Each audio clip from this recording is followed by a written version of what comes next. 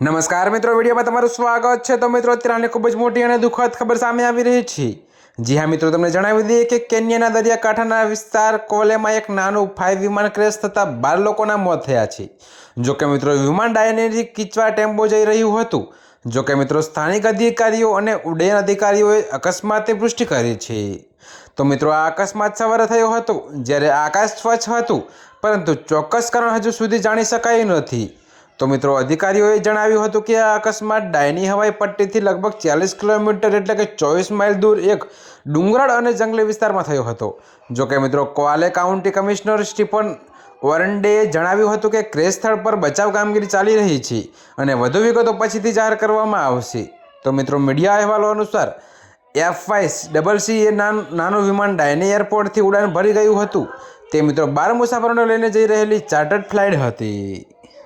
તો મિત્રો, ક્વાલેના ચિમ્બાગોલીની વિસ્તારમાં વિમાન અચાનક ક્રેશ થયું। તો મિત્રો, ઘટના સ્થળે હાજર ગ્રામજનોએ જોરદાર વિસ્ફોટ અને ધુમાડાના ગોટે ગોટા જોયા હોવાની જાણ કરી।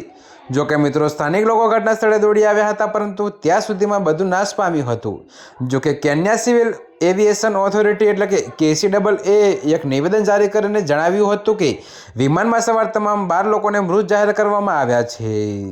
તો મિત્રો, અત્યારે હાલ માટે આટલું જ। મળીશું નવી અપડેટ સાથે। અને જો તમને મારા વિડીયો પસંદ આવતા હોય તો વિડીયોને લાઇક, કોમેન્ટ, શેર અને અમારી ચેનલને સબસ્ક્રાઈબ કરવાનું ભૂલતા નહીં મિત્રો।